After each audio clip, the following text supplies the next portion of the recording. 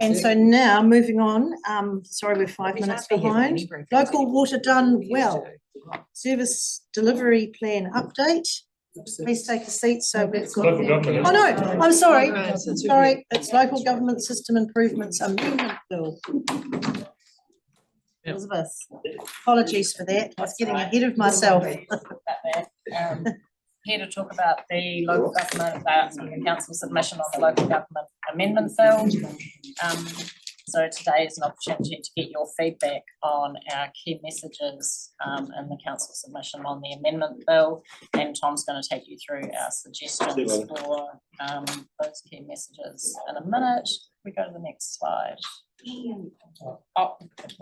Hey Tom, while you're there, before you start, we had some words of praise from Todd Lane this morning, on congratulating us on the local alcohol policy. So I think that you should be aware of those. He really appreciated it. There was He loved it. There was an amendment. It's no longer in PX and I'm proud of it. Okay, sorry, start. So yeah, talking about the local government amendment bill and our submission on that, Tom's going to take you through the key messages. We've now got some due dates for that. So the submission is due on the 27th of August. And the select committee will be reporting back to Parliament before the end of the year. So today's an opportunity to get your feedback on messages in the submission. We're also offering a drop-in session on Thursday. We will be circulating the draft submission later today for you to have a look at. Offering that drop-in session if councillors would like to discuss the submission, and asking for your feedback by the end of the day on Thursday, as we will need to finalise the paperwork for the formal decision when you sign off the submission, and that will be finance and performance on 27th of August, which is also the day the submission is due. So I need to get your feedback this week. Well, this is why we have these really helpful workshops. Thank you. Yep. Okay, great. So just a quick reminder of the bill. We'll get into discussion about what we say about it. So you remember that the bill's objective from the government is to address cost of living concerns, and they're noting that rates is a driver of household inflation, and also to address a perceived lack of fiscal discipline among councils. There are 5 focus areas, broad areas in the bill. The first of those is refocusing the purpose of local government, and you'll see in the green box there essentially that's summarised, which is removing the 4 aspects of community wellbeing, emphasising the role of local economic growth and development, and also providing a list of 5 bullet points that are the core services for local authorities. So those are network infrastructure, which is meaning water and roads, public transport services, waste management, civil defence emergency management, and then libraries, museums, reserves, and other recreational facilities. The second focus area is better measuring and publicising council performance. So this is largely around stating the activities that councils must report on and creating benchmarks for those. And that also includes reporting on contractor and consultant expenditure. The third is prioritising core services and council spending. At the moment, this is currently just a financial management principle, which is when making decisions around essentially what to spend money on, you have to refer back to the purpose and the core services that it defines. So essentially the things in the green box when you're making decisions. But this is also the area where there has been talk of a rates peg or a rates cap. So just a reminder that in this bill there are no provisions about a rates peg or put in a rates peg system, but it is talked about in the explanatory notes of the bill and the accompanying cabinet papers, and it is something that the government is currently working on. The fourth focus area is strengthening council transparency and accountability. So this is around standardising the code of conduct and standardising standing orders. That the chief executive has to facilitate information sharing with elected members. And there's also the addition of 2 new governance principles, which is around the free exchange of information and expression of opinion. And the other one being elected members are to work collaboratively together. Look at Parliament. Yeah, just saying. The fifth and final focus area is providing regulatory relief to councils. So this is a short list of things that is meant to ease the regulatory burden of councils. So this includes things like modernising the public notice requirements out of newspapers, removing the requirement of the 6 yearly service delivery reviews, clarifying that interim CEs or others can sign the lending arrangements, clarifying that third-party development contributions can be targeted, extending a chief executive's second term from a possible 2 years to 5 years, and also removing the requirement for councils to consider the relevance of tikanga Māori knowledge and appointing CCO curriculums. So that's sort of a quick fire through what the bill covers. There are 2 slides here that discuss essentially the proposed key messages for the submission. This slide provides the key messages in relation to the new purpose and the purpose for local government and a list of core services. So what we think on the bill is that it is well intentioned with its objective to ease the rates burden on households, but it doesn't target the key drivers of what is raising rates. And these are essentially market pressures. So largely inflation, particularly in terms of infrastructure and construction, and things like interest rates and other supply and demand factors. And it's not explicitly sort of related to the 4 aspects of community wellbeing, or that we believe the council lacks fiscal discipline. The bill actually does acknowledge this point too. So the bill actually states that rates rises are being driven primarily by rising council costs, particularly for critical infrastructure. We also note the statements that DIA make in their regulatory impact statement on the bill, and the Ministry of Regulation also, which both sort of state or imply that the impacts and benefits of the bill are likely to be limited. In 2025 and 2026, we're estimating that we will spend roughly 93% of our rates revenue on what is defined as core services. This potentially is even a slightly conservative estimate. And so, in our opinion, we think that the shift of the purpose statement and the addition of core services isn't going to substantially change what we are doing as a council. We think it's important that the bill means that the Act still has scope for councils to use their discretion. And so, just to be clear, that the bill doesn't stop councils from spending on non-core services. That is still possible, and we think that councils should be able to deliver in accordance with the aspirations and interests of the communities that they are representing. So that is something that we suggest emphasising in the feedback. And finally, one key element that isn't recognised in the bill's list of core services is that the council is required to undertake quite a lot of work and activities and regulatory functions that are provided for in other legislation. So, for instance, the RMA, Building Act, and so on. We're required to do these, and so we think it is a core service of the council to do these functions, and so we are proposing that this obligation is also represented in the bill. And then this slide covers off some of the key messages around the other provisions in the bill. So some of the proposals that are in the bill are welcome, particularly those that clarify obligations and ease regulatory burden. So, for instance, the publishing requirements, the provisions around lending arrangements, development contributions, and the chief executive extension are welcome.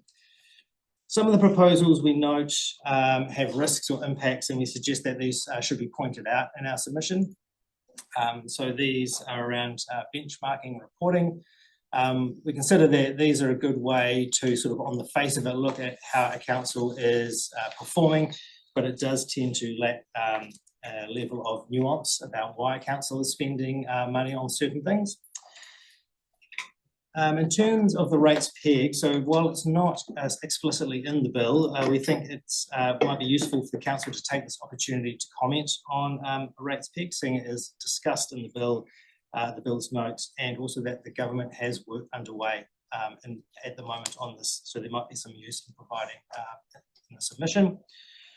Our view on this is that we know that a rates peg would likely have the impact of easing rates, and it would likely increase scrutiny over spending, which is its purpose, but that there is a trade-off to be had, which is that it does limit the revenue available to council, and one of our financial tools, which then can provide some risks around underinvestment.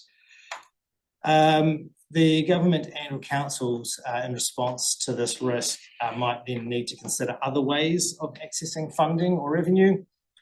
So, for instance, levies or increasing access to debt, returning GST on rates, or more user pay systems. These types of things that councils or the government might want to consider if they are to put a rates peg system in place. We suggest clarifying some of the definitions and expectations for council, mainly around some of the language that is used. So we suggest providing some guidance, the government providing some guidance about how we would have particular regard to the core services, which is how it is framed in the bill. So that would be useful, and also what it means to be cost effective for households and businesses. So some guidance around that would be useful, in clarifying some definitions, for instance, around what is a contractor and a consultant, just to make sure that we get our reporting accurate. And finally, in the space around the removal of the tikanga Māori provision relating to CCO directors. So we think we're less supportive of this provision, and we think there is risk in viewing this provision as a regulatory excess, because it does remove a mechanism for embedding tikanga Māori into governance, and therefore risks a lack of Māori perspectives and values on these boards, and it limits the council's ability to foster Māori capability in decision-making processes. Just a couple more points. So we also know that it's actually difficult for us to comment in any detail on some of the proposals, because we don't yet have the details. And so in terms of the reporting and benchmarking, the code of conduct and standing orders, the bill makes regulations that enable these things to be put in place, but we can't actually see what those regulations are yet. So it makes us hard to provide any sort of detailed comment on those parts of the bill. But we do propose providing feedback on what we suggest should be considered, and that's around things like making sure that those requirements are well defined, are proportionate, are not going to create an administrative burden for the council, and also an expectation that local authorities have an opportunity to provide feedback in their development as well. And then finally, we also suggest showing support for the work that the government has indicated that they are planning to do in the future on reviewing the long-term plan requirements and LTP auditing requirements, and also other general council planning and reporting requirements as well. This work has been signalled for possible future amendments. So that is a really sort of quick overview of what is in the bill and the proposed submission, but now we'd be happy to hear discussion or questions. Right.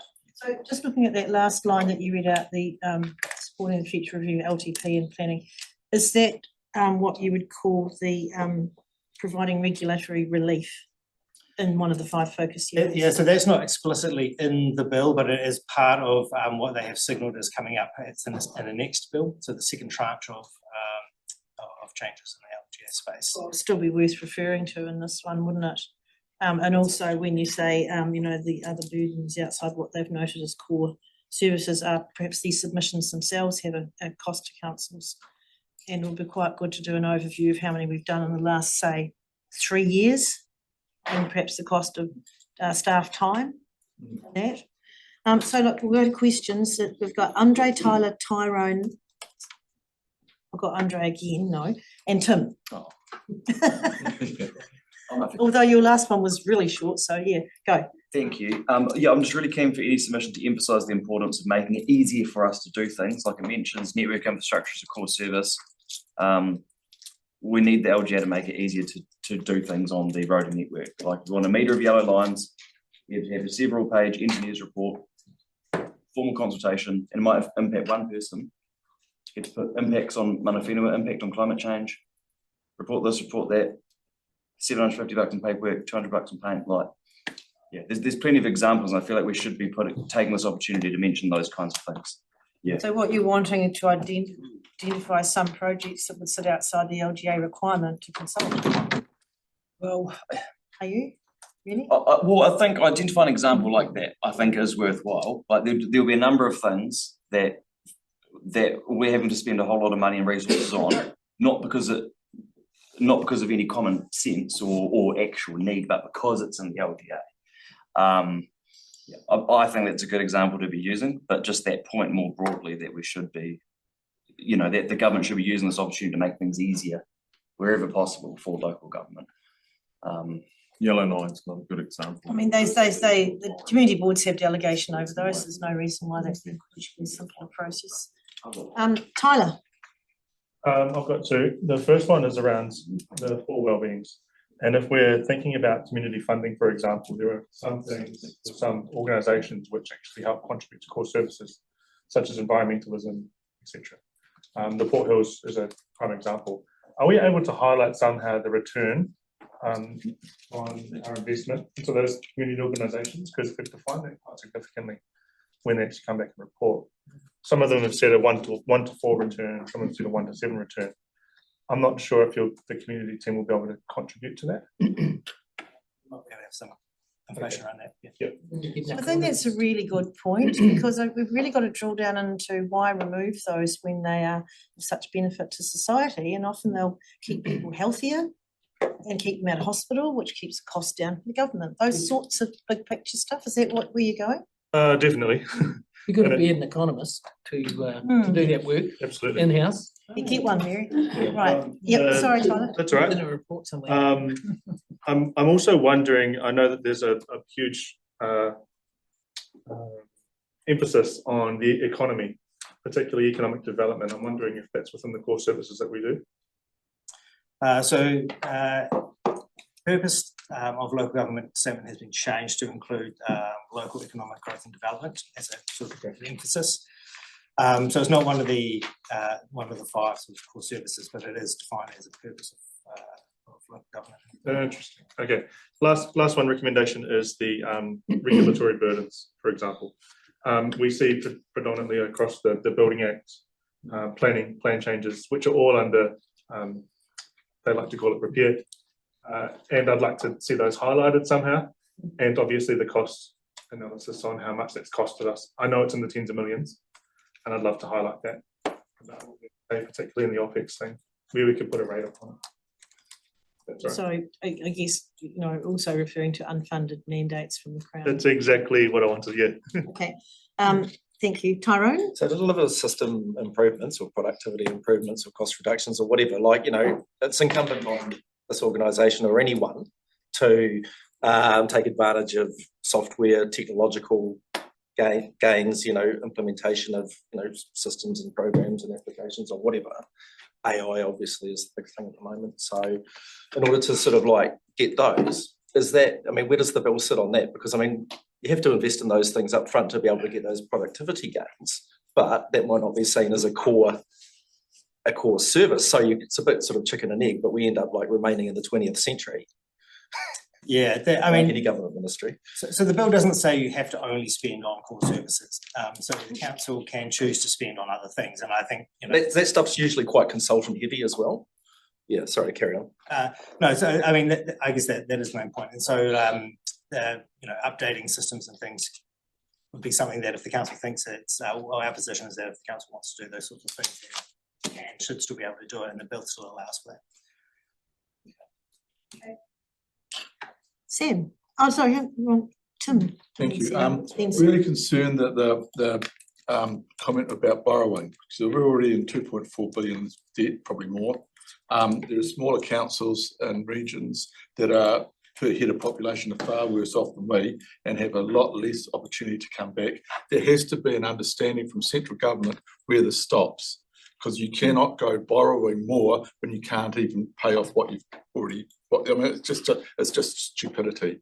The government's auditing costs have skyrocketed, and where's the return? We have no say in that. We have to do it. Most accounting companies now are going for the bread and butter stuff, are going to now Malaysia, India and others. Be very pleased if the company wasn't, and you'd be paying for it being the client. it'd be really good for the public to see the cost of red tape directed to us that we can't change, and the building consents and resource consents were also mentioned. Wakakatahi would be another one. Look at the speed limit changes now. What's that cost us and what's that cost our community? Because it takes money away from what we could actually be planning for the future. So there's a whole lot of issues, but like trying to explain to the public, really easy for Wellington to throw this all at people. And as I said, smaller councils are a hell of a lot worse off than we are. I think Invercargill's heading towards, 600 million debt? I mean... So I think that what So- Tim's referring to is also to respond to the criticism that we're being fiscally irresponsible. And I think your comment about Audit New Zealand, we're captured by them and they do charge us a hell of a lot. So I think those things are good. So, totally agree that every council should be audited, but it has to be a balance. And we should have more say. Perhaps the Crown should pay for it. Is that what you're saying? That's your text. Well, should we go hard? But then look at opportunities. I just wondered, it's probably along a similar theme to others, is around if we could put in some examples of things where we actually think a legislative change would help reduce costs. So if we could have a think of like 4 or 5 key things where we go, hey, we're up for the challenge, but actually if you unlock these things, because they've said to us, what I've taken from some of their public commentary is that they're not necessarily going to roll out the checkbook, but they'll roll out the changes around legislation to make things easier. So Speculatory relief, is that what you're talking about? that kind of thing would be quite cool. The other one I'd really like to push is because I think we've probably got the tone right in terms of the rates cap stuff around going, hey, we're up for the challenges, but you've got to do, give us some levers. Can we really push forward the GST sharing thing, because that logically makes sense from Back to the other revenue. yeah, but I think we need to stress it and go, hey, we're up for this, but you've got to give us some levers, and actually logically this is probably the simplest way you can help. What about rates on hospitals and schools and DCs? Yes, that's a great. So the Crown should pay rates like everyone else. yeah, because they use the infrastructure, and our ratepayers are paying the infrastructure. So I just think some of those practical things where we go, hey, we're not criticising as such. We've got some views which are, slightly different, but like fundamentally we're up for it. If you give us these things, we can have a look at. Yeah. And I think perhaps if we used our rate increase figure this year that we landed on was about 4.85. The stadium. And also if we outlined actually our cost of inflation is not the CPI, it's a slightly higher one barrel, and then you add the insurances that we've had to carry and the interest costs, we've actually probably hit a pretty good, reasonable, realistic target. And we do have to continue providing services and building our infrastructure. So it comes back to that fiscally irresponsible comment as I think take issue with that. But that could be like talking about Audit New Zealand, that is a really good example of how we are fundamentally over audited as a council, and we pay as a group, we pay over $1 million a year. You sort of go at the end of it, case in point, I'm not criticising the auditors, but 2 years ago we had a material error because they incorrectly audited our rate of units over 3 waters, and it was like $400 million, and we just change it. So it's like, what are you actually getting for your money? So, and it takes so much pressure on the whole system. So I think I think what will appeal to them is some good examples and some things that we can go, let's you change that, we'll work with you, but you change this and it'll make it easier. Yeah. And just on that, before I come to you, Yanni, for the last question, is the benchmarking. I mean, how helpful is it actually going to be? You've got apples and pears and bananas all over New Zealand, and is this a fiscally irresponsible investment for the Crown to be undertaking? Okay, Yanni. Yeah, thank you. I mean, I support most of the submission. I think we should push back. I think it would be really good to use the example of the water regulation, the chlorine, and the land use planning, 2 really obvious examples where the government has forced us to spend zillions of dollars basically on things that they've mandated. If you take land use planning, if we count up how much we've spent on land use planning since the earthquake, it's horrific, So yeah, I think anything we can do to highlight the absurdity of telling us to keep rates low while at the same time forcing us to put in things like the water levy, all the money, hundreds of millions spent for chlorination. Yeah, I just think any examples we can give about showing the impact of what central government do on us in terms of cost is useful for the pushback. Yeah, thanks. A big one. And also to stress, it's not this government, it's any government. They all do. So we're not singling out this government. Last question, Andre. Oh, yeah, I was actually just going to emphasise that point, yeah, you made. So we're getting sent 0.24% on rates for their bureaucratic nonsense. So we should be asking them to cap their own bureaucratic nonsense that they're putting on rate. So if we're talking about a rates cap, that's part of it. That's, right back at you, isn't it? Thank you. Look, Sorry, and I can we think just, that- can we add, sorry, can we add Kiwi Rail to that list as well? No, I think that's a fair comment. That has cost us a lot. That's kind of the stuff we're talking about. I agree, yeah, we should. And this has been quite a rush session for a really important matter. So is it possible if any of the councillors have other questions, they can fire them through to you, say by? Yeah, and we do have the drop-in session on Thursday as well, which will be after the. Yeah, if you've got questions, send them through. On Thursday. Or Wednesday. Thursday. After what? After the funding committee. Oh, okay. Yeah. Okay, so we can bring questions then. Yes. Aaron, just quickly. Well, it's on Yanni and Sam's point around Kiwi Rail, because if you extrapolate out the cost of each upgrade, rail needs to be shut down now. You would not have rail, so they either have to change their system, their design system around the safety upgrades, or not have it. So it is not affordable. Yeah. The amount is eye-watering. True. Or government pay for it. Okay. No, don't pay for Thank you, something. Tom and Elizabeth. Oh, Thanks very much. Good submissions. just one final point. The other thing is that NZTA business case for the set of traffic lights, it costs 300,000. Like that's a really good example too. I've got 6 million in my ward. They're writing it down, Yanni. Thank you.